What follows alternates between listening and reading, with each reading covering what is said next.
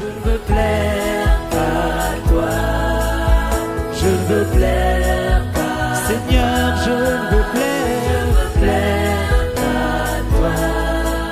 Peuple de Dieu, chers téléspectateurs, bonjour ou bonsoir, tout dépend de l'heure à laquelle vous nous suivez. Aujourd'hui, nous allons parler de l'Église, la communion des saints, la vie sainte, particulièrement de l'Église de Pointe-Noire. Alors, nous sortons fraîchement de 2 cultes spéciaux ici à Pointe-Noire, organisés sous la direction du révérend pasteur Yvon-Pierre Ibata, qui est le coordonnateur de l'Église. Alors, beaucoup de choses se sont passées et nous sommes là aujourd'hui pour en parler. Je suis dans sa résidence ici à Pointe-Noire et je vous invite donc à suivre cette interview au cours duquel sera abordées les questions liées à ces 2 cultes spéciaux et aussi au fonctionnement de l'Église. Je veux plaire à toi, je veux plaire. Me voici dans le salon du révérend Yvon-Pierre Ibata. Mon révérend, bonsoir et que Dieu vous bénisse. Que Dieu te bénisse aussi. Merci, papa. Alors, nous sortons fraîchement de 2 cultes spéciaux qui a été organisé sous votre direction. Et dans ces 2 cultes, le premier culte consistait à dédicacer le temple de la persévérance. Alors, c'était un culte de dédicace du temple de la persévérance. Alors, ce mot dédicace, tout le monde ne le comprend pas. C'est vrai que le temple de la persévérance était en chantier, les travaux ont été achevés. On aurait pu parler peut-être d'inauguration, mais nous avons parlé de dédicace. Alors, quelle différence faites-vous entre inauguration et dédicace pour que le peuple de Dieu soit éclairé sur ces termes, ces concepts? Ce n'est pas moi qui fais la différence entre inauguration et dédicace. Les 2 concepts sont différents. C'est vrai qu'ils s'appliquent à un édifice, à un ouvrage. Inaugurer signifie mettre en service après avoir terminé les travaux. Et généralement, ce que nous voyons, c'est qu'il y a une autorité qui arrive et avec un certain nombre de personnes, officiellement, et la coutume veut qu'il y ait un ruban comme coupe symboliquement. Et ceci pour marquer la fin des travaux et la mise en service du bâtiment ou de l'édifice ou de l'ouvrage. Ça peut être un pont. Ça, c'est inauguré. L'inauguration peut se faire pour des ouvrages. Dans le monde, n'importe quel ouvrage, ou ça peut être une église. Il y a des églises quand on inaugure les bâtiments. Mais consacrer, c'est plus spirituel. Consacrer, plutôt dédicacer, c'est le mot que la question qui m'a été posée, parce que c'est cela le terme que nous avons utilisé pour cette activité, la dédicace. Nous nous inspirons aussi de ce qui a été fait dans la Bible. Nous avons la première référence, c'est lorsque Moïse a fini à construire et à dresser le tabernacle sur l'instruction du Dieu créateur. Qu'est-ce qu'il a fait pour que l'édifice revête toute sa signification spirituelle. Et qu'est-ce que Moïse a fait? Moïse a oint le tabernacle tout entier et avec les ustensiles. Et la version du second,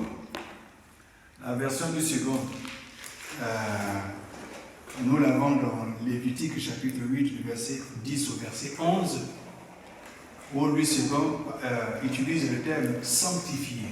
Moïse a pris l'huile d'onction, une huile spéciale, et a oint le tabernacle et a également oint tous les ustensiles qui devaient être utilisés le tabernacle, et la conclusion du verset, c'est « et les sanctifia », c'est-à-dire leur assigna sur ordre de Dieu une utilisation sacrée, particulière. Donc on ne doit pas utiliser le tabernacle pour une fête, on ne doit pas utiliser le tabernacle pour toute autre activité à caractère profane. C'était réservé au culte dédié à Dieu, au Dieu Tout-Puissant. C'était l'endroit où un endroit de rencontre de Dieu avec son peuple. Donc ça a un caractère sacré.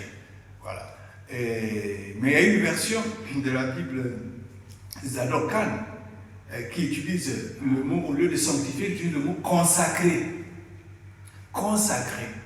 Donc, on peut dire que en relisant, je ne le dis pas, mais enfin, en paraphrasant, on peut dire le Lévitique 8, verset 10, verset 11, que le terme qui est utilisé là, c'est consacré. Sanctifié, là, signifie consacré dans cette version. Donc, destiné strictement à un usage sacré en l'occurrence. Alors maintenant, lorsque le roi Salomon a fini de construire le premier temple à Jérusalem, qu'est-ce qu'il a fait avant de commencer, avant qu'il soit utilisé, Qu'est-ce qu'il a fait? Il a fait ce qu'on appelle la dédicace. La dédicace. Donc, il a dédicacé signifie dédier. C'est la même chose. Destiné à dire à Dieu, donner à Dieu et donner également, à dire également à la population, aux utilisateurs, de n'utiliser ce temple ou le tabernacle dans le passé que pour un usage purement sacré.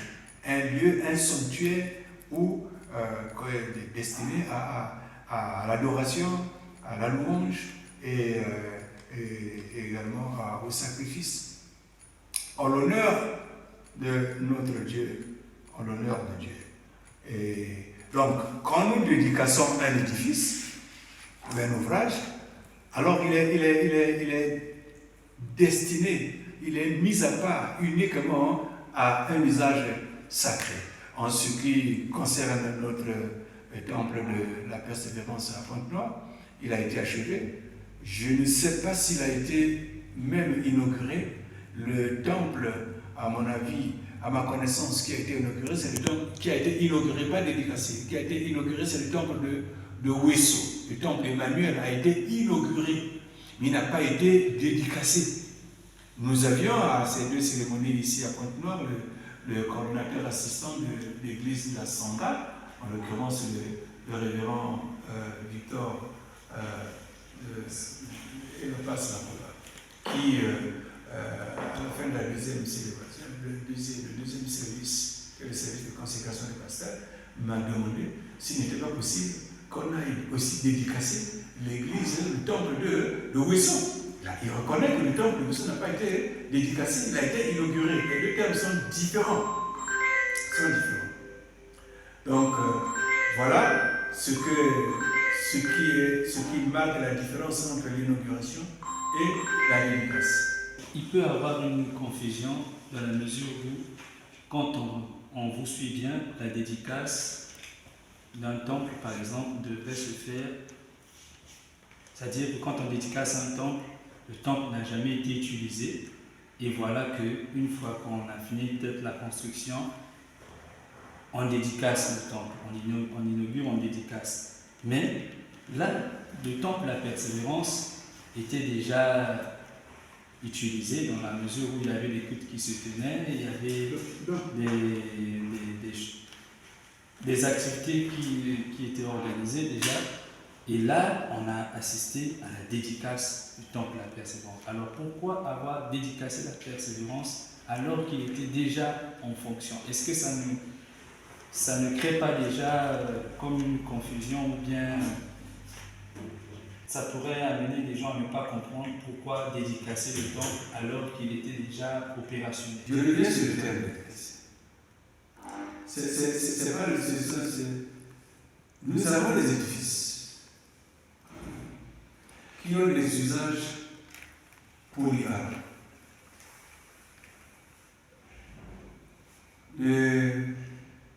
Si le temple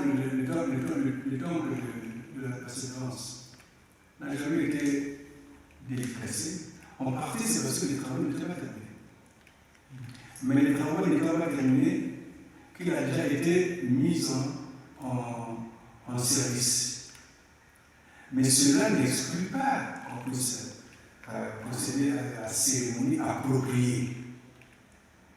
Il n'est jamais trop tard pour faire quelque chose qui est juste, qui est divin. Il n'est pas trop tard. Il n'est pas trop tard.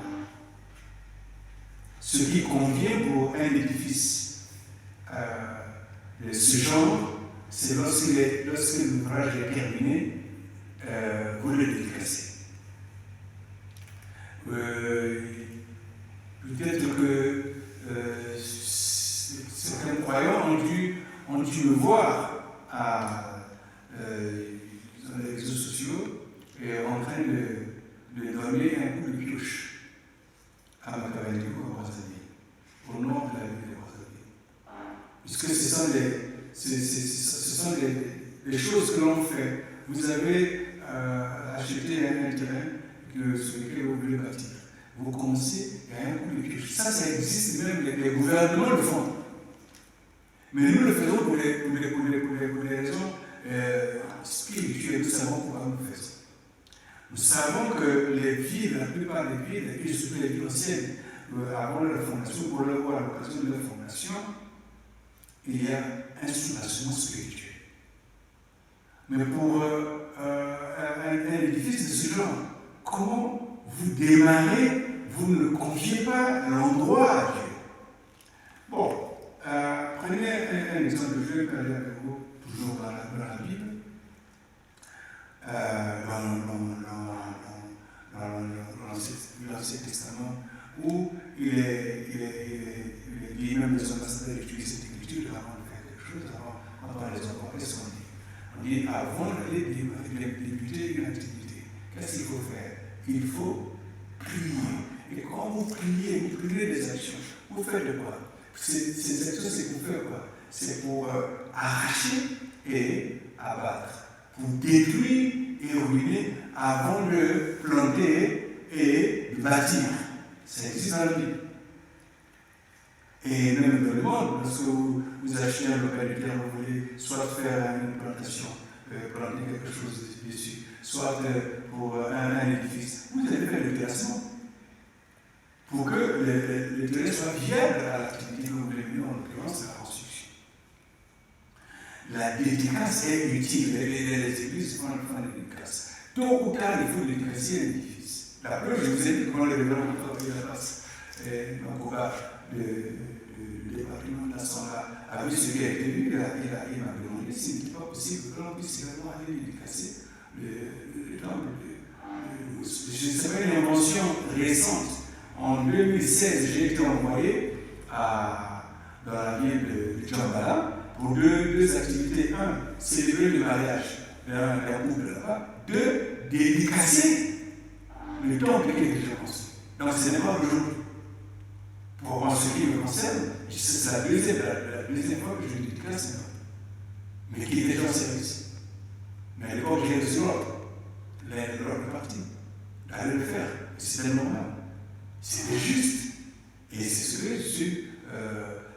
nous avons jugé utile de faire pour le temple de la persévérance. Et pour envoyer aussi un message à l'Église, aux utilisateurs, sur comment utiliser ce temple. Pourquoi utiliser ce temple? Comme vous avez vu les instructions qui ont été données. Nous avons lu hier une référence en Ecclésiaste chapitre 4, verset 17, si je me trompe. Je peux vous dire ça, puisqu'il faut tout appuyer sur la parole. Nous sommes une église qui répond aux questions. Ecclésiaste chapitre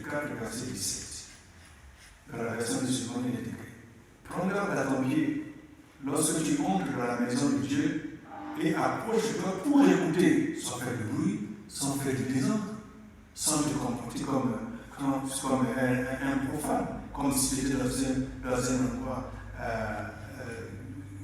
comme n'importe quel endroit. Approche-toi pour écouter plutôt que pour offrir le sacrifice des insensés, car ils ne savent pas qu'ils font mal. Vous entrez dans un lieu sacré. L'église est un lieu sacré. L'église est un lieu sacré. Et les Africains aussi, dans leur culture, ils ont la notion du sacré. Et ce qui est sacré, on ne s'amuse pas avec. On n'apporte pas n'importe quelle activité là-bas. Donc, l'information n'a jamais été donnée. Nous savons comment utiliser le temps. Nous savons comment nous avons l'habitude d'utiliser les endroits où nous nous assemblons. Et parfois même, oublions que c'est cet endroit-là, nous nous assemblons là. Parce que nous nous assemblons là avec, en présence de Dieu, le Créateur de ce monde qui est saint et qui veut être sanctifié. Mais quand nous construisons un édifice, quand nous donnons quelque chose à Dieu, mais cette chose est bien consacrée et doit être utilisée selon les normes de Dieu.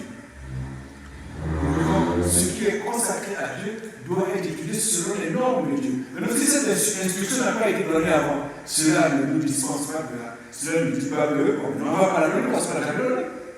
Si ce qui est bien n'a pas été donné, n'a pas été fait avant, c'est même des raisons de ne pas faire, parce que ça n'a pas été fait avant.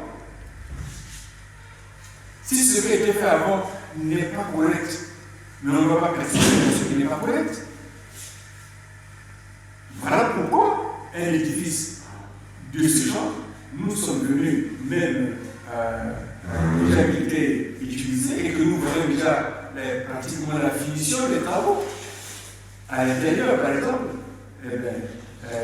et à l'orée de la consécration des pasteurs, il était, pour la première fois, nous ne sommes pas allés consacrer les pasteurs dans une salle que nous avons louée. Mais c'est le temple qui a été construit pour cela, et il fallait une église spirituelle de cet envergure avant de procéder à la consécration des pasteurs à cet endroit. Justement, puisque vous avez parlé de la raison pour laquelle il était important de dédicacer le temple, même si il fonctionnait déjà. Alors, une fois que le temple est dédicacé, que doit-on faire de ce temple? Comment devons-nous tenir dans un temple dédicacé? Ecclésiaste, le chapitre 4, verset 17. Nous rentrons dans un temple que nous voulons un sanctuaire. Un sanctuaire, c'est un lieu consacré à la rencontre avec un être supérieur, un être suprême, qui est le Créateur des cieux et de la terre. Déjà, quand nous nous présentons devant une autorité, nous avons beaucoup de respect. Non seulement pour l'autorité, mais pour les lieux où nous allons. Alors, quand l'autorité dans un bureau, dans son cabinet. Mais nous prenons le temps et nous mobilisons les ressources pour acheter, acquérir et bâtir un lieu que nous voulons pour sanctuaire. Mais c'est tout à fait normal qu'on prenne l'endroit au sérieux. Que l'on sache quand on va là-bas, on ne vient pas de la même maison. On vient de différents endroits. Pourquoi? Mais pour un but donné. Et quel est ce but? Pour chercher la face de Dieu. Pour le sanctifier, pour le glorifier, pour l'élever et pour écouter la parole de Dieu, pour recevoir l'instruction. Mais c'est un lieu que nous devons tenir en respect. Nous devons avoir du respect, de la considération absolue pour ce lieu. Et nous, quand on dédicace, on informe, nous savons que on n'a pas été habitué à cela. Mais comme on n'a pas été habitué à cela, qu'est-ce qu'on fait lorsqu'on dédicace un temple comme on vient de le faire? On donne l'instruction. Voici les nouvelles instructions. Voici ce qu'il convient maintenant de faire. Voici la manière dont il convient de se comporter comme nous entrons en celui-là, comme Ecclésiaste 4, 17 de nous le dire. J'ai aimé quand j'étais parti célébrer le mariage, quelques jours avant le dimanche, avant la dédicace, à Kwiku, le modérateur qui était là et qui donnait les annonces, et celui qui est venu donner les annonces a parlé de ça, a même attiré l'attention des croyants de ce temple-là qui n'est pas dédicacé. Il était allé même trop loin, disant que même nous devons commencer à considérer nos lieux de rencontre comme on nous le dira là-bas, pour la dédicace. Lui, comme c'est quelqu'un qui connaît aussi, je crois bien, la langue française, il a lu, certainement il est parti dans les Écritures, certainement il a lu aussi la Bible, depuis qu'on a commencé à entendre parler de cet événement de dédicace, il a commencé à instruire les croyants qui étaient présents là. Donc ce n'est pas rien, ce n'est pas un amusement. Ce n'est pas de l'amusement. Les édifices, nos édifices devaient être regardés comme tels. Bon, maintenant, nous y allons pour véritablement mettre un sceau. Mais sinon, vous construisez un édifice comme celui-là, vous devez instruire les fidèles qui viennent s'assembler à mieux se comporter en respect pour Dieu, le Créateur. Et quand on se réunit en sa présence, on doit avoir le respect. Est-ce que Dieu, on ne le rencontre pas dans la maison? Est-ce qu'on le rencontre? Si on le rencontre, mais ce lieu est spécialement fait pour ça. Et comme il est spécialement fait pour ça, il doit être regardé comme tel, comme un lieu saint. Pourquoi Dieu a dit à Moïse, lorsqu'il lui est apparu dans le désert, dans une vision, on le livre d'Exode, et alors que Moïse, chaussé de sandales, voulait s'approcher avec ses sandales, ses chaussures, qu'est-ce qu'il lui a dit? De ôter ses chaussures. Car le lieu sur lequel il se trouvait était une terre comment? Sainte. Et le respect pour aussi, c'est là où Dieu parle. C'était un endroit, à l'époque, c'était un endroit vulgaire. Les buissons, ils faisaient peut-être les troupeaux là-bas. Mais ce jour-là, quand Dieu est apparu là, il lui a parlé et il lui a dit de ôter ses chaussures, car la terre sur laquelle il se tenait, cet endroit-là, était un lieu saint, c'est-à-dire sacré. Mais qu'est-ce que ça nous enseigne? Là où Dieu peut nous parler, là où on peut aller glorifier Dieu par la louange. Donc Dieu est là. La Bible nous dit qu'il siège au milieu de la louange de son peuple. Mais pourquoi ne pas sanctifier ce lieu? Merci pour vos réponses. Nous avons fini avec le premier culte, qui était le culte de la dédicace. Et là, nous voulons parler du deuxième culte qui consistait à consacrer et à ordonner 5 pasteurs de Pointe-Noire. Et ça s'est passé hier. Hier dimanche, nous avons assisté à la consécration et l'ordination de 5 pasteurs, parmi lesquels le pasteur Bienvenu Tobé, le pasteur Jean-Claude Macani, qui est même le coordinateur de la ville de Pointe-Noire, du Kwilu, et il y avait comme troisième pasteur le pasteur Édouard Montpouya, le pasteur Marcel Mayoulou et enfin le pasteur Yves Okamba. Alors pourquoi avoir choisi ces 5 pasteurs parmi tant d'autres? Car la ville de Pointe-Noire a aussi beaucoup de pasteurs. Et pourquoi avoir choisi ces 5 pasteurs et à base de quels critères ont-ils été choisis? Plusieurs pasteurs à Pointe-Noire, pourquoi avoir choisi que ces 5? Et sur la base de quels critères? Les critères sont de Dieu. Parmi les 5, il y en a 3 qui avaient déjà reçu l'appel. Je n'ai fait que confirmer cet appel. Et il y en a 2 qui ont été appelés maintenant que je suis en exercice. Et le spirituel, ce n'est pas la logique. Ce n'est pas un calcul. Et la relation d'un homme de Dieu avec celui qui l'emploie, donc Dieu, ça diffère d'un homme à un autre. Lorsque Dieu parle à un homme, Dieu n'a pas besoin que la population soit là à écouter comment il parle à son serviteur au profit de son peuple. Donc les critères, je saurais vous les énumérer, que voici il y a tel critère. J'ai confirmé 3 qui avaient déjà été appelés. Je n'avais aucune raison de ne pas confirmer, surtout que je n'ai pas reçu d'indications contraires. Ils sont tout autant dignes que je l'ai été lorsque j'ai été appelé pour être consacré ou ordonné. Les 2 autres, ils sont tout autant dignes que tout le monde, que les autres. Mais pourquoi seulement ces 5? Mais on ne peut pas venir à un endroit et consacrer tous les pasteurs qui s'y trouvent. Il y a toujours une sélection. La sélection est divine. Bien, je vais être tout simple. Dieu s'était formé un peuple, qui est le peuple d'Israël, la nation d'Israël, s'il faut le dire. Il les a mis à part. C'était tout le peuple, toute la nation qui était mise à part, la nation d'Israël, mise à part.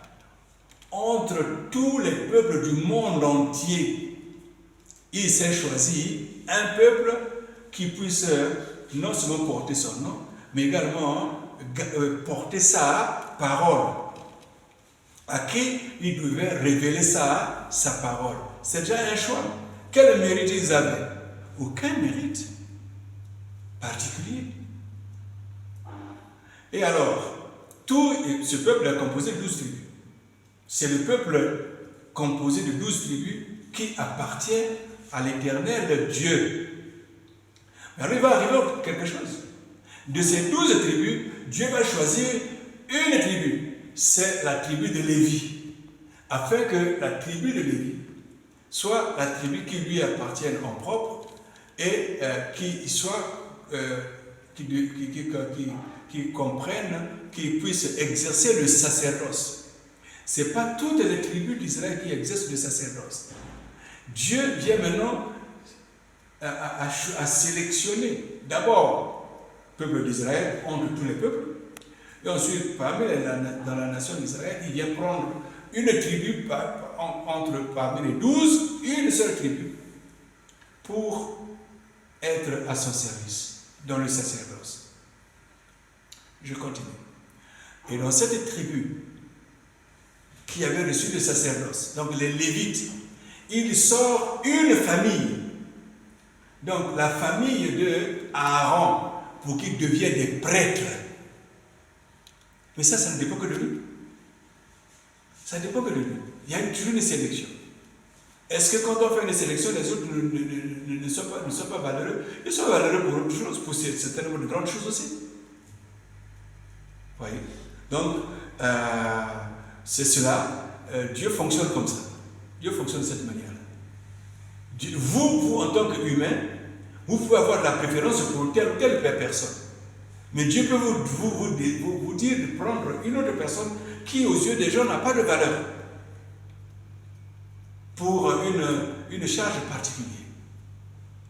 Mais c'est comme ça que Dieu fonctionne. Mais moi, je ne fais pas de calcul en servant le Seigneur. Je m'efforce de laisser le Saint-Esprit, qui est également appelé le consolateur, sur l'esprit de vérité qui nous conduit toute la vérité, me conduire pour faire tel ou tel choix. Et c'est confirmation ou choix, c'est moi qui l'ai fait. Puisqu'il y a des décisions que je dois prendre, seul avec lui, pour en assumer la responsabilité. Ça n'a pas été un collège pour la circonstance qui a choisi et qui a donné la date. Je l'ai fait en tant que serviteur de Dieu, assumant cette responsabilité cardinale dans la communauté de Saint-Vicente, de pouvoir prendre des décisions avec Dieu et d'en assumer les conséquences. Alors, parlons un peu de la tenue des révérends, parce que souvent au milieu des croyants, il y a beaucoup de spéculations. On les voit en grand boubou rouge et noir. avec des choses rouges et tout. Donc j'aimerais un peu que, comme l'occasion se présente, en tant que leader de l'Église, que vous nous expliquiez pourquoi la toge noire, pourquoi les tôles rouges, et puis le col pastoral, pourquoi il est toujours blanc?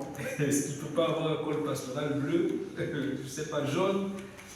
Peut-être que vous pouvez éclairer aussi l'opinion des croyants qui ont parfois peur quand ils voient ça, ils se disent ah ça c'est une tenue des magiciens ou c'est une tenue de voilà, ils disent beaucoup de choses. D'où c'est important que dans cette interview que vous essayez d'éclairer le peuple de Dieu à ce sujet. Les premières consécrations avec les vêtements sacerdotaux se trouvent dans Exode 28, verset 2. Je voudrais lire. Exode chapitre 28, verset 2. Il est dit, tu feras, c'est Dieu qui donne l'ordre à Moïse, tu feras à Aaron ton frère des vêtements sacrés pour marquer sa dignité et pour lui servir de parure. Des vêtements sacrés. L'homme accède à une fonction hautement sacrée. Plusieurs communautés chrétiennes en donnent comme insigne, parmi tant d'autres insignes, les vêtements sacerdotaux. C'est un vêtement qui marque la qualité de la personne, l'état de la personne. Dieu vient de dire à Moïse que ce sont des vêtements sacrés qui conviennent à une fonction sacrée. Et puis ça marque aussi la dignité de la personne qui porte. Les ecclésiastiques ne sont pas les seuls à porter ce genre de vêtements. Vous en avez aussi les magistrats, les avocats qui portent, les universitaires, ceux qui ont des doctorats, qui portent aussi à des occasions solennelles des touches. Ça marque toujours quelque chose. Nous ne sommes pas les premiers à le faire. Et nous ne sommes pas les seuls à le faire. C'est le fondement et de la vie. La question serait peut-être pourquoi nous qui sommes dans la Nouvelle Alliance, nous le faisons encore. Pour la communauté des saints, nous avons commencé les ordinations avec les vêtements sacerdotaux. Nous continuons avec les vêtements sacerdotaux. Ce n'est pas irréfléchi. Pourquoi la couleur noire? C'est la couleur des magiciens. C'est pas la couleur des magiciens. Bon, la couleur des saints ne sont pas les seuls à ordonner, à consacrer les pasteurs avec une robe noire. Bon, moi-même, j'ai été consacré avec une robe noire.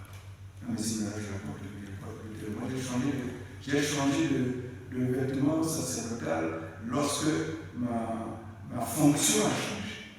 Lorsque ma fonction a changé, j'ai également changé de robe, de vêtement sacerdotal. Ça, c'est parce que, puisque ils ont vu, il y avait la différence entre les couleurs. Alors, la couleur noire, nous l'avons également à l'église évangélique, nous l'avons chez les catholiques, que sais-je encore. Donc, c'est une couleur comme les autres qui peut avoir sa signification. Mais pour l'instant, dans la communauté des saints, les ordinations ont commencé avec. Je sais qu'il y a l'assistant de l'époque qui dort, a eu une couleur qui tirait vers le blanc, mais c'est pas tout à fait noir, c'est un peu mais les autres, complètement à l'ordination, c'est cette couleur. Donc, c'est un vêtement sacré pour instruire les fidèles, les personnes qui nous suivent. C'est un vêtement sacré. Un des vêtements sacrés que nous avons, que nous utilisons, que nous remettons. Dans nous le vêtements, le candidat ordonné et consacré. Tout comme on peut avoir plusieurs couleurs, on peut avoir d'autres cérémonie. Nous allons très certainement, selon que nous serons organisés financièrement et matériellement, avoir des tenues, des toges spéciales pour tel ou tel événement, par exemple le mariage. Là, je l'annonce déjà. Les mariages seront alors célébrés avec une autre couleur, autre que la couleur de consécration. Et ça se passe comme ça dans la plupart des congrégations et des vêtements adaptés à telle ou telle cérémonie. Nous l'avons encore fait, mais nous allons le faire. Parce que je sais que c'est ça se pratique comme ça. Il y a des catalogues pour ça, avec des différentes robes, différents vêtements, différentes couleurs pour telle ou telle cérémonie. Ça, ce n'est pas une nouvelle. Mais la couleur, c'est symbolique. La couleur aussi peut symboliser quelque chose de particulier. Mais pourquoi les tôles? Les tôles symbolisent le joug de Jésus-Christ que nous devons porter avec joie. Donc, en portant le joug, on envoie un message à soi-même et au monde que l'on va suivre le Seigneur Jésus-Christ. C'est lui qui nous l'a demandé dans les Écritures. Prenez mon joug est léger. Recevez mes instructions. C'est plus clair, c'est des instructions, c'est la parole de Dieu, c'est la parole de la Bible, et donc à laquelle nous devons nous attacher, et nous devons suivre. Lui, c'est lui le Seigneur, c'est lui le Maître, nous devons le suivre. C'est ce qu'il a demandé lui-même. Et cela est symbolisé par cette étoile-là. L'étoile, on appelle ça l'étoile. Donc ça peut avoir des couleurs rouges ou n'importe quelle autre couleur selon le symbolisme que vous voulez donner à cela. Maintenant, pourquoi le col? Le col, parce qu'on appelle le col. C'est un col, ça s'écrit C-O-L. C'est un nom masculin, c'est pas féminin. Donc, le col pastoral, il est dit pastoral. Il y a une histoire à ça. Bon, je pense que je ne vais pas dire l'histoire du col. Le col, c'est d'abord, c'est tout comme les vêtements. Ça montre que tu appartiens à telle sphère d'activité. Voilà. Et puis, pour qu'il est toujours blanc, si il y a une question subsidiaire, je peux répondre. Pourquoi ne pas en cravate? Parce qu'il y a des pasteurs, des serviteurs de Dieu qui enseignent ou qui prêchent en cravate. Ça dépend de votre sacerdoce. Ce que vous avez adopté. Vous pouvez être en cravate, vous pouvez être en tenue comme je suis comme ça, pour prêcher. Ce n'est pas la tenue, le vêtement qui va faire que le message soit pas souple. Mais le vêtement ou l'insigne sacerdotal, c'est un message que tu envoies au monde. Et comme un vœu que tu fais à Dieu, que tu veux être comme ça. Quand tu portes le vêtement sacerdotal, tu portes la robe là, tu n'es plus n'importe qui. Il y a des choses que tu ne peux plus faire. Puisque nous, on sait qu'il y a des normes, des normes pour une vie sacerdotale. Un homme consacré à Dieu, c'est un homme mis à part pour Dieu qui doit fonctionner selon les normes de Dieu. Alors, quand vous acceptez de porter cette robe sacerdotale, vous devez vous conduire en conséquence.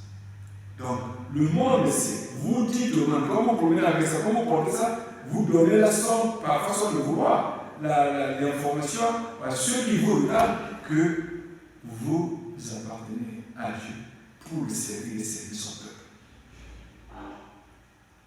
Et suivre les normes de cette fonction. Mais le corps est toujours blanc, pour qu'il n'est pas jaune, pour qu'il n'est pas rouge, pourquoi c'est pour une raison. Il est blanc, et le blanc symbolise simplement quoi? Pour faire simple, il symbolise la pureté. La pureté.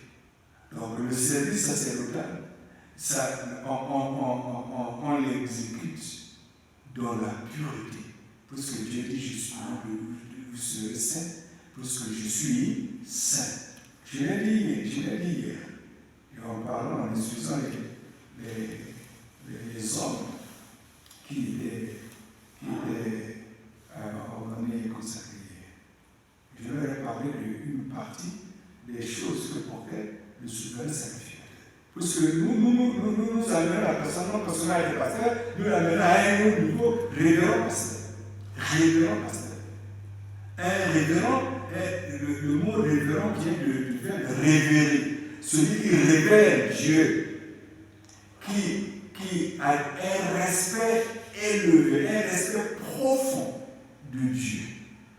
Et qui mérite aussi, lui, qui révère Dieu, mais est digne aussi d'être révéré. C'est pourquoi on l'appelle révérend. C'est parce que c'était le nom de l'Esprit. Donc nous, depuis le début, on est ordonné révérend parce que c'est un grand défi. C'est un grand défi. Il faut porter ce nom. Il faut porter cette qualité. Il faut révérer Dieu. Il faut avoir un respect profond, révérencieux de Dieu. Et en retour, les gens vous respectent. On vous respecte aussi. Vous portez ce type de révérence. Vous devez en être digne par vos actes, par votre comportement. Donc il y a des actes profanes auxquels vous ne devez plus vous adonner. Alors le code pastoral, il est encore plus expressif quand vous le portez, comme toi tu le portes aussi. Comme tu le portes aussi, tu es diplômé du corps militaire et vous avez porté aussi le corps pastoral. Je vous ai instruit, quand vous étiez en module finaliste, je vous ai instruit brièvement sur cela. Oui, le corps, c'est un message fort que vous donnez au monde aussi. Et à Dieu, que moi, je vais me conduire comme ça. Je veux représenter ta pureté et ta sainteté. Comme Aaron, sur son turon ici, avait une lame et sur laquelle était écrit « sainteté à l'Éternel ». C'est-à-dire, lui, portant cette charge, il devait représenter la sainteté de Dieu, de l'Éternel. Alors, quand nous portons le col pastoral, on ne le porte pas seulement pour montrer nos gens. On le porte parce qu'on se dit que c'est ça sur le cœur. Est-ce qu'on le porte au début, on est déjà totalement non. Mais ça vous interpelle chaque fois. À chaque fois, on dit 7 fois le juste tombe et il se relève. Mais il ne reste pas couché. Mais chaque fois, vous devez savoir que toi, c'est ça que tu dois être. Et tous tes efforts doivent être dirigés vers cet état que tu dois atteindre. Et c'est possible avec l'aide du Seigneur. Parce qu'il a dit sans nom, vous ne pouvez rien faire. Donc, il faut être totalement soumis à lui. Et s'il y a des faiblesses, vous demandez de vous aider. Et alors, voilà. Donc, c'est. Déjà, le Saint-Esprit nous porte le Seigneur. Même si tu ne portes pas le corps pastoral, tu as été loin du Saint-Esprit, un Esprit Saint qui est en toi. Tu dois être comme. Même si tu n'es pas ordonné de pasteur. Tu as reçu le Saint-Esprit. Tu deviens le temple de Dieu. Mais le temple de Dieu, comment? Il est saint. On ne peut pas le profane. On ne peut déborder sur la question. Donc, il n'a pas besoin d'être rouge, il n'a pas besoin d'être bleu, il n'a pas besoin d'être jaune, il a simplement besoin d'être blanc. Vous symboliser la purité. Alors, les 5 nouveaux révérends étant consacrés et ordonnés, qu'est-ce que vous attendez maintenant de ces nouveaux révérends? Qu'est-ce que vous attendez d'eux une fois que vous les avez ordonnés, révérends pasteurs? Qu'est-ce que vous attendez d'eux? Qu'est-ce que nous attendons? Parce que je suis celui qui transmet les choses sur l'œuvre de Dieu. Disons le livre de Jean, l'évangile de Jean, au chapitre 15, verset 16. Il est ceci. Ce n'est pas vous qui m'avez choisi, mais moi, je vous ai choisi, que je vous ai établi. C'est le Seigneur que Jésus-Christ parle. Je vous ai établi. Le mot établi, c'est dans la version King James.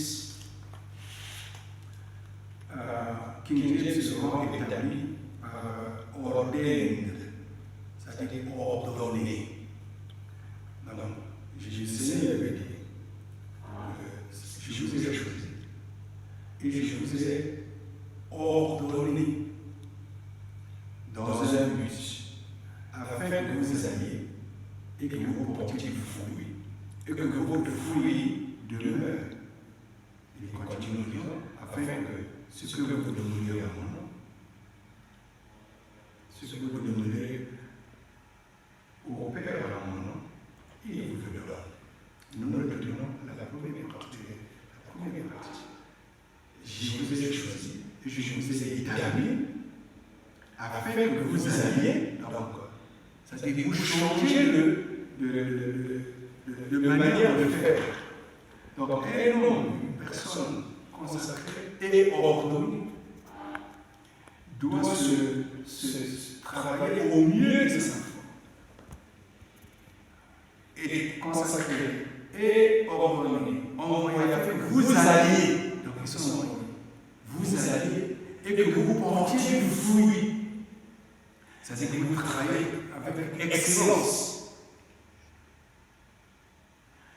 Différemment de ce que vous avez jusqu'à présent réalisé.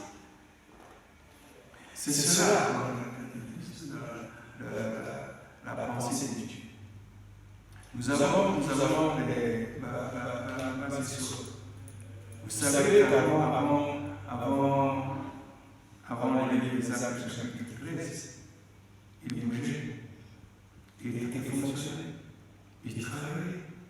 Mais le seul endroit où il y a eu qu'on a posé les questions à Paul, à l'apostole de Damas, c'était par l'analyse.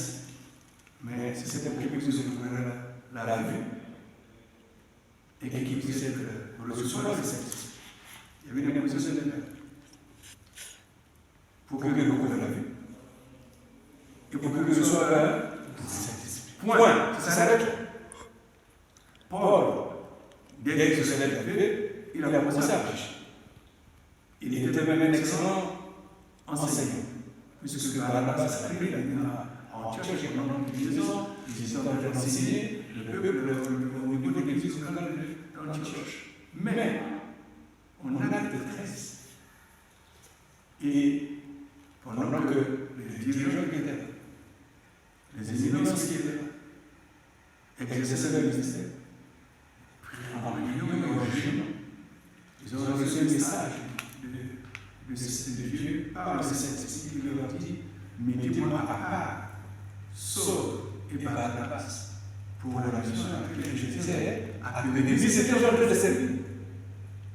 Pourtant, alors, qu'est-ce que les dirigeants qui étaient là, les dignitaires qui étaient là, se sont fait? Ils ont prié, ils ont gêné. Ils ont gêné. Ensuite, ils ont prié et ils ont fait par imposer les mains. Ça, c'est le comment on peut dire, le rite de l'église primitive, consacré par la prière et l'imposition des mains, ce que nous pratiquons. Ça, vous le savez. Mais la Bible continue à dire que Saul ou Paul et Barnabas, envoyés par le Saint-Esprit, sont partis. Et il a fonctionné différemment de ce que tous les lettres d'ailleurs, différemment de ce que parce qu'ils ont reçu, on a prié pour eux et on a imposé les mains sur eux, ils ont reçu une nouvelle assignation. Et ces deux ont fonctionné jusqu'à la fin, je pense. Comme ça, c'est cette manière. Donc, qu'est-ce qu'on attend de ce qu'on a? Ils ont été instruits comme ça. Le peuple de Dieu a continué à faire la mort. Ils sont encore écoutés cela. Donc, nous attendons, et le Seigneur en premier, que les saints se produisent selon ce qu'ils ont reçu, selon cette nouvelle assignation, qui n'est pas humaine, il est divin. Donc, nous attendons à ce que les appellent l'Église, ils nous disent plus même pourquoi le Congo à niveau élevé. Donc, c'est le travail. C'est le travail. Quand Dieu a appelé Moïse Moïse avait 80 ans. Et il faisait peut-être un troupeau, c'est ardu, dans la montagne là-bas avec des collègues de la tout ça, des vieillissants, mais quand Dieu l'a pris, pas pour perdre les chaînes de son père. Il a même eu peur. Il a même discuté avec Dieu. Dieu lui a dit, tu vas aller faire sortir mon peuple de l'esclavage d'Égypte. Il a dit, c'était une nouvelle institution. Donc, on ne peut pas vous envoyer avec un niveau de ce genre d'activité de cérémonie pour s'asseoir. Moi, je n'ai cesse de leur dire dans leur institution que ce n'est pas. Moi, je ne conçois pas une consécration sur combien de temps un cadeau. Ce n'est pas un cadeau qu'on fait. Voici, moi, je vous ai fait ça, c'est moi qui vous ai fait, ce n'est pas un cadeau. Vous êtes un homme de Dieu, vous recevez l'ordre du nom de Dieu, de consacrer quelqu'un, de consacrer une personne, plusieurs personnes. Ce n'est pas un cadeau que vous faites. Si c'est un cadeau, ça vient de Dieu. Mais c'est pour un départ nouveau. Voilà. C'est ça la compréhension que le Saint-Esprit va avoir sur la consécration et sur l'organisation. On peut considérer quelqu'un c'est ça. Mais ordonner, c'est envoyer. Fait que vous alliez et que vous portez le fruit. Mais est-ce que les disciples ici n'avaient pas porté le fruit? Ils ont chassé les démons, ils ont purifié les lépreux, quand le Seigneur les a envoyés, ils ont fonctionné comme le Seigneur les fonctionné. Mais là, il confirme, il le dit que je vous ai choisi. Il confirme encore que je vous ai choisi et que je vous ai établi. Et peut-être elle va dire que vous recevez une puissance. Et comme vous avez reçu une puissance, c'est seulement pour ce soir. Et puis vous recevez une puissance. Et vous devez la dire, de rester dans la vie, ne vous éloignez pas de Jérusalem, jusqu'à ce que vous recevez la puissance d'en haut. Et on a maintenant, le verset que vous recevez quoi? Une puissance, c'est Saint-Esprit sur vous. Et vous faites tout ça. Vous recevez une puissance. C'est une onction. Le Saint-Esprit est une onction. Mais une onction pourquoi? Pour être quoi? Pour être qui? Des témoins. Vous pouvez leur dire c'est un endroit particulier. C'est que ce n'était pas le cas.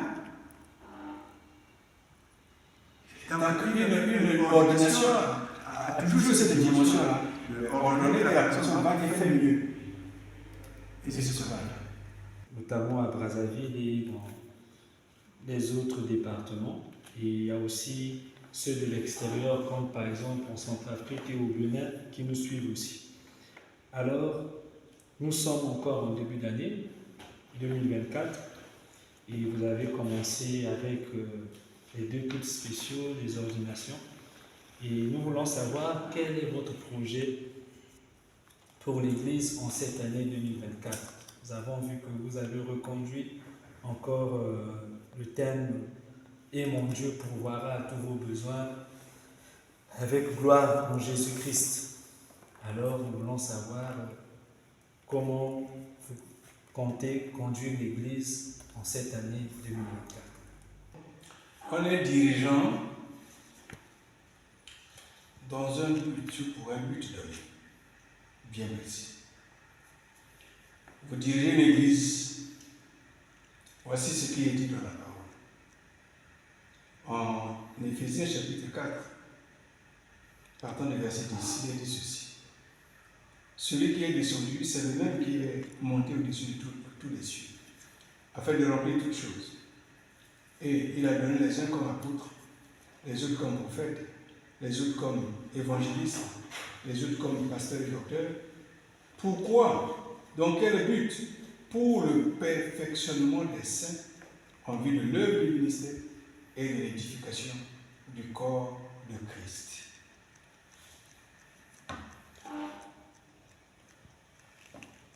Et pourquoi le thème? Peut-être que je reviendrai. Tu as posé une question brève, mais qui pourrait m'amener à dire un peu plus. Puisque la question que tu as posée, ce sont les choses que je considère que Dieu m'a fait voir en 2009, lorsque je suis revenu d'Afrique du Sud. Le but principal d'un dirigeant, surtout d'un pasteur, c'est de paître le troupeau de Dieu. Afin que le troupeau de Dieu se développe, s'épanouisse. Et le thème n'est pas choisi, c'est au hasard. Un thème est un objectif qu'on veut atteindre.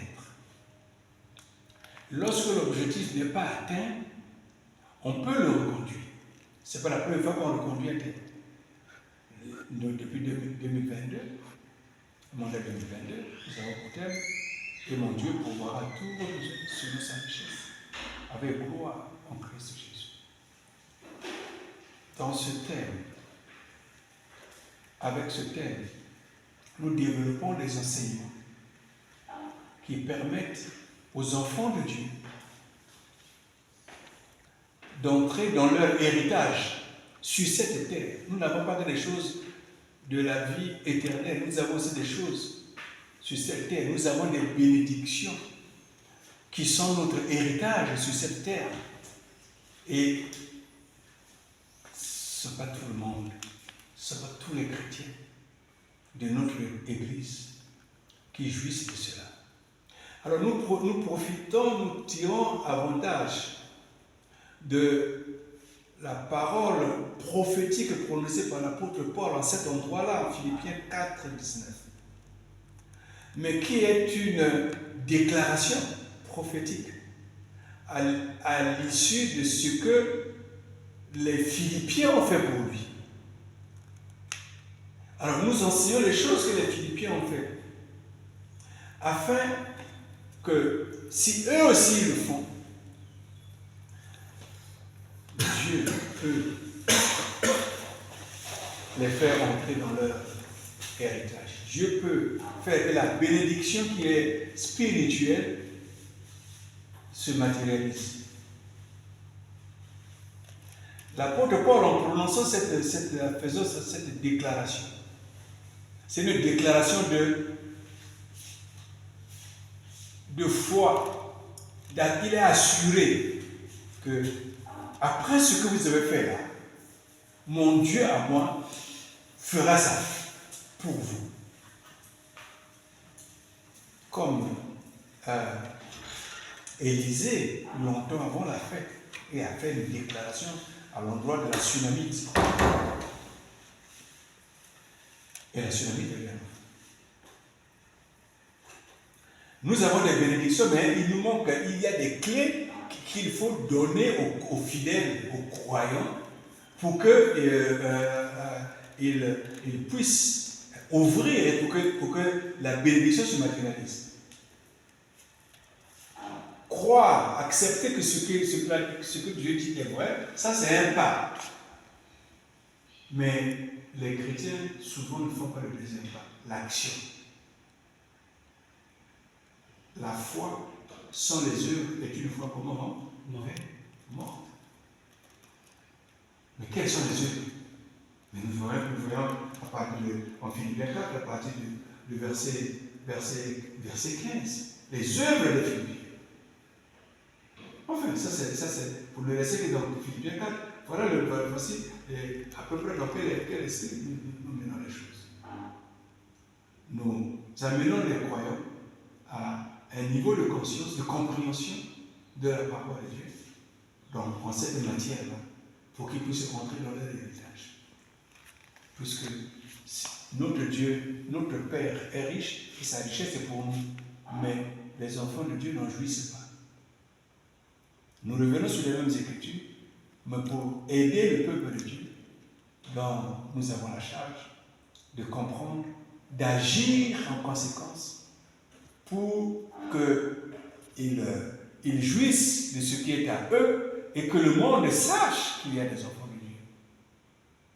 Dieu avait dit dans le Deutéronome 28 à Israël que si vous faites ça, si vous faites ça, si vous écoutez la voix, si vous êtes attentifs, vous me mettez en pratique. Voici, parmi les voici, il a dit, vous prêterez à plusieurs nations et vous n'emprunterez pas. Vous prêterez. Vous allez prêter aux gens. ou à plusieurs nations. Mais vous n'emprunterez pas. Mais si vous faites ça. Mais aujourd'hui, Dieu seul sait combien de chrétiens prêtent aux non-chrétiens. Si ce n'est pas eux qui vont emprunter là-bas. Ça, c'est une anomalie qu'il faut corriger. Et c'est ça notre bataille. C'est ça notre bataille. Par rapport à ce thème. Mais sinon, de façon générale, l'Éphésiens que nous venons de lire, que les uns, il avait les uns comme apôtres, les autres comme prophètes, les autres comme évangélistes, les autres comme pasteurs, les autres comme docteurs. Pourquoi? Pour le perfectionnement des saints. Nous avons le devoir, la tâche, d'encadrer le peuple de Dieu au mieux de notre forme pour que le peuple devienne mature. Qu'il devienne mature. Paul l'a dit encore, avant que la prochaine question vienne. Je n'invente rien. Nous n'inventons rien.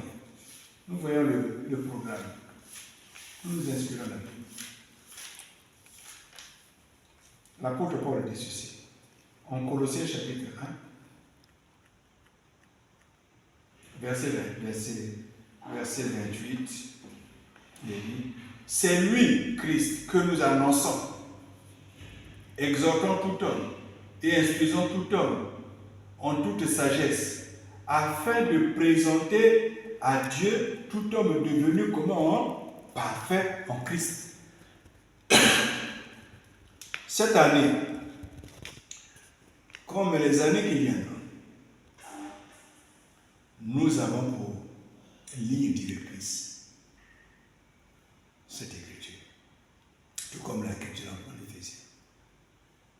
Le reste est, n'est pas optionnel, le reste vient en support. Mais sinon c'est ça. C'est ce qu'un serviteur de Dieu, un pasteur, doit faire. C'est enseigner la parole, prêcher la parole, annoncer la bonne nouvelle, pour que les âmes quittent les ténèbres pour la lumière, reçoivent, soient sauvées, qu'on les exhorte, qu'on les encadre avec la parole de Dieu, qu'on leur montre, qu'on leur enseigne la parole, qu'on leur montre le standard de vie dans le royaume. Et alors ils deviennent matures. Et quand ils deviennent matures, tu ne seras plus seul à faire le travail. Tu n'es plus seul. En vue de l'œuvre du ministère, nous a dit Éphésiens là-bas, ça dit que tous ils doivent être à mesure de faire quelque chose dans le corps de Christ. Maintenant que cela n'est pas accompli, nous avons encore du travail à faire. Voilà. Et je vous ai parlé de 2009. En fait, en 2009, j'ai fait une analyse. J'ai regardé dans les documents aussi.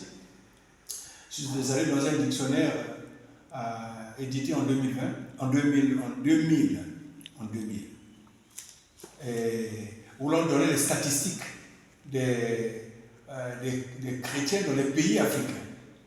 Le Congo, Brazzaville, a pour pourcentage de chrétiens, toute obédience, toute dénomination confondue, entre 93 et 96 ou 17 % de chrétiens.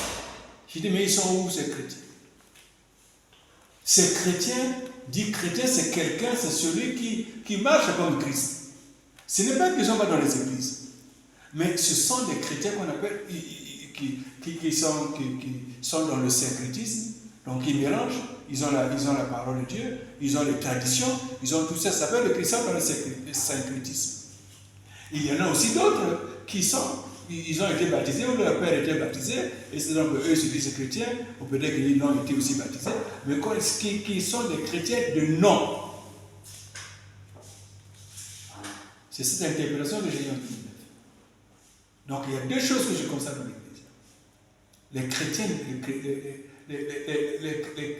véritables, ils ne sont pas nombreux. Les chrétiens pratiquants, ils ne sont pas nombreux. Les chrétiens pratiquants qui marchent, qui s'efforcent de marcher selon le standard de la parole de Dieu, ils prospèrent et ils résistent mieux et ils combattent assez vaillamment, avec beaucoup de succès, l'ennemi. Parce que la parole de Dieu dit que celui qui est né de Dieu ne pêche pas, mais il se garde lui-même et le malin ne le touche pas. Mais combien de chrétiens ne sont pas touchés? Il n'y en a pas beaucoup. Dans l'église africaine, dans nos églises, on a la peur, on a la phobie des sorcières, la phobie de ceci, de cela. Mais ça, c'est le manque de maturité. Pour clôturer, on va parler de la dernière question. Comme je vous rappelais, que nous sommes suivis, toute l'église nous suit, que ce soit au niveau de Brazzaville et ici à Pointe-Noire, à l'intérieur du pays. Et il y a aussi les croyants de la communion des saints de la diaspora, comme ceux de la Centrafrique, ceux du Bénin et ceux qui sont à l'étranger qui peuvent nous suivre. Alors, nous savons qu'il y a eu un changement dans notre église. Autrefois, nous étions ministère de la communion des saints la vie sainte. Aujourd'hui, nous sommes église la communion des saints la vie sainte. Alors, quelle différence faites-vous de ces deux époques que nous avons vécues dans notre vie ecclésiastique concernant la communion des saints la vie sainte? Et aussi, pouvez-vous éclairer l'opinion publique aujourd'hui sur l'église, la communion des saints, la vie sainte que nous sommes devenus, sur votre vision de cette église et de son fonctionnement? Chaque mot dit ce qu'il veut dire. Ministère et église ont des sens particuliers, propres. Nous voyons dans ce pays, le Congo, toutes des communautés chrétiennes qui sont des ministères, qui se disent ministères, qui ont pris le nom de ministère, mais qui fonctionnent comme une église. Bon, pourquoi ils ont pris ce nom de ministère? Le ministère, c'est une tâche particulière. Et dire encore que l'église renferme plusieurs ministères. Si nous revenons à Éphésiens 4, on peut dire les dons du ministère, mais il y en a 5 dans cette écriture. Éphésiens chapitre 4, de verset 10 au verset 11. Mais ils sont où? Ils sont dans l'église. Ces dons peuvent se retrouver, ces ministères peuvent se trouver dans une église locale. Peut-être pas tous les dons, peut-être pas tous les ministères. Dans l'église d'Antioche, il y avait, il faut peut-être que je vous lise. Actes des Apôtres, au chapitre 13. Commençons au verset 1, il est écrit. Il y avait dans l'église d'Antioche des prophètes et des docteurs. On les cite, Barnabas et Siméon, appelé Niger, Lucius de Cyrène, Manaën, qui avait été élevé avec Hérode le Tétrarque, et Saul. Pendant qu'ils servaient le Seigneur, je ne sais pas si je suis le seul à lire ces écritures. Si tu me poses cette question, c'est qu'il y a comme une confusion, les gens se battent n'importe comment. La Bible peut nous servir de dictionnaire même. Voici ce que ces hommes qui étaient, il y avait dans l'église d'Antioche. On ne dit pas il y avait dans le ministère d'Antioche. On dit ici il y avait dans l'église d'Antioche. Ces hommes-là, avec des prophètes, des docteurs. Donc il y en avait deux principalement ici. Barnabas, Siméon, appelé Niger, Lucius de Cyrène, Manaën, qui avait été élevé avec Hérode, le Tétrarque et Saul. Verset 2. Pendant que ceux qui sont cités là, pendant qu'ils servaient le Seigneur, comment? Dans leur ministère. Il n'est pas dit dans leur ministère. Chacun dans son ministère. Donc, ici, il est cité, quels sont les ministères qui sont cités ici? Il y avait des prophètes et des docteurs. Donc, les prophètes et les docteurs exerçaient leur ministère de docteur, les prophètes, leur ministère de prophète. Mais dans l'église d'Antioche,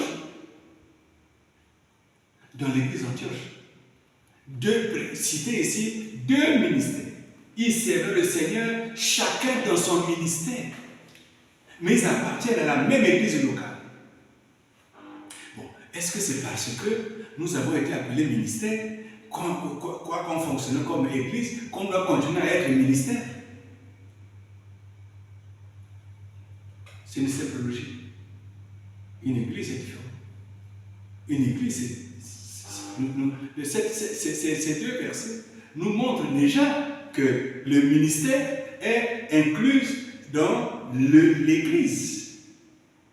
Nous avons des églises ici, des communautés qui sont un ministère, le ministère je sais pas, mondial, il y a souvent mondial comme ça. Mais ils sont là, au même endroit, ils sont allés nulle part. Ils sont là. Ils sont priés pour avoir une reconnaissance de l'administration. Mais ils sont là. Et le ministère de l'évangélisation mondiale. Mais ils sont, par exemple, à Ouézé, et ils sont que là. Aucune succursale. Dans aucun autre district. Ils sont un ministère. Il existe, il est mondial, mais il existe là. Seulement la mondiale. Mais peut-être dans la télévision, avec la télé, peut-être avec les iPhones et tout ça, peut-être. Ils sont là. Mais c'est le manque de connaissance. C'est Dieu qui a fait le langage. Ces langues-là, il nous les a données. C'est lui qui a fait. Qui nous a donné la capacité d'avoir des langues. Et les mots français, les mots qu'on utilise, chaque mot a un sens. Et renvoie à un concept déterminé, défini. Nous avons des évangélistes qui exercent le ministère d'évangélisation ou d'évangélistes internationaux, surtout les Américains. Ils vont, je ne voudrais pas citer les noms, ils vont à travers le monde. Ils n'ouvrent pas les églises. Ils travaillent avec les églises locales, ils font une campagne d'évangélisation et la parole continue. Les gens qui sont sur place, les congrégations qui sont sur place, recueillent les convertis, ceux qui ont le Seigneur, et le reste, vous savez, où certains peuvent venir longtemps comme ça, pas aussi démarrer l'église. Mais quand ils repartent chez eux, ils sont soumis à un pasteur dans une église locale. Il peut avoir un ministère et il a des bâtiments, de quoi je ne vais pas citer des noms, peut-être des avions aussi, des jets, mais ce n'est pas une église. Il ne consacre pas les enfants ou les pasteurs. Il y a une différence entre le ministère et l'église. Ils sont là. Le ministère est dans l'église. Bon, maintenant, avec la mauvaise compréhension des gens, et parfois, bon, qu'est-ce qu'on peut dire? La personne a un ministère, par exemple, il gagne beaucoup d'âmes, pour certaines raisons, il sort de l'église, il va fonder son église. Mais c'est un gagnant d'âmes, simplement, mais ce n'est pas un pasteur. Et il y a des dérapages. Il ne peut pas fonctionner comme un pasteur. Parce que le pasteur, c'est le gardien. Celui qui sait garder, qui sait perdre. Gagner ne signifie pas perdre. Gagner des âmes ne signifie pas perdre. Oui. Donc, nous étions longtemps appelés ministères.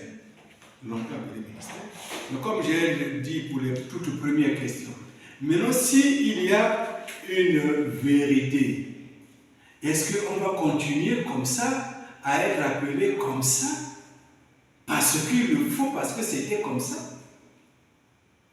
Ce n'est pas cela. Et on nous appelle, on nous appelle des pasteurs, mais quand il y a un pasteur, il y a une église. Quand il y a un pasteur, le mot pasteur renvoie à une église locale. Mais nous sommes des pasteurs, il faut que ce soit une église. Mais comment on a un ministère et puis on dit église? C'est vrai, l'église est l'assemblée. Un ministère, celui qui exerce un ministère peut rassembler les gens. Mais ce n'est pas une église au plan structurel et au plan où l'État veut nous voir. De la manière dont l'État veut nous voir. Bon, les autres questions, les autres réponses ont été données. Nous avons fait venir un expert aussi en droit, parce qu'il nous fallait aussi savoir, connaître. Parce que quand nous demandons l'agrément au niveau de l'État, moi, on nous appelle comment dans leurs lois, des lois par lesquelles nous sommes agréés comme. Agréés pas comme. Oh oui, il y en a qui sont agréés comme ministère, il y en a qui sont agréés comme congrégation religieuse. Qu'est-ce qu'une congrégation religieuse? Ça, c'est un terme pour désigner ces entités-là. Mais pour nous, c'est l'Église. Mais les musulmans, c'est les mosquées, les musulmans, l'Église musulmane, c'est une congrégation religieuse. Et ainsi de suite. Les bouddhistes, c'est une congrégation. Ou les confessions religieuses. Nous sommes une église, une congrégation, bien sûr, une église qui a un territoire. La différence, c'est que l'église a un territoire, l'église a une population. L'église a une constitution. La première, c'est la Bible, c'est une constitution. Par ces trois aspects, on est comme un État. L'État a une constitution, l'État a un territoire, l'État a une population, nous avons une constitution, quand vous achetez un terrain, vous savez que la police n'entre pas chez vous, les autorités n'entrent pas chez vous sans mandat. Ils respectent ça. On nous l'a fait savoir. Ils respectent ça. Mais ce n'est pas le cas pour un ministère. Le ministère peut s'installer dans un immeuble avec des bureaux, ainsi tout ça. C'est différent, c'est comme un service. C'est ce que les gens ne veulent pas comprendre. Mais les gens se nomment ministère, alors qu'ils fonctionnent comme église. Ils sont au ministère, qu'est-ce qu'ils remplissent? Ministère de l'évangélisation, de ceci. Mais ils ne font pas ça. Ils ne font pas ce qu'ils disent. C'est un nom qu'ils ont pris comme ça. Voilà. Donc, nous, on doit être circonspect. On est une église. Et on doit s'appeler église. Comment ça fonctionne? Mais ça fonctionne selon les normes d'une église. L'église a des normes. Le ministère en a les siennes.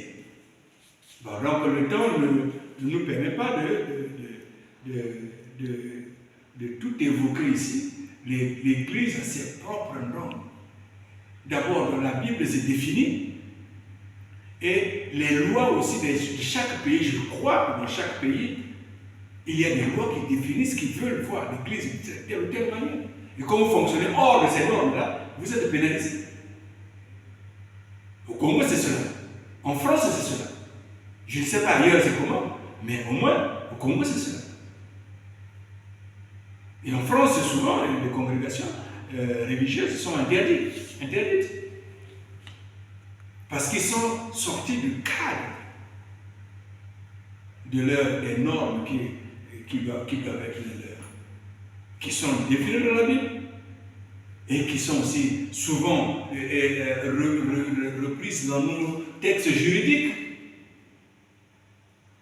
Et ensuite, ce que l'État pourra créer nous édicte. L'État ne nous impose rien.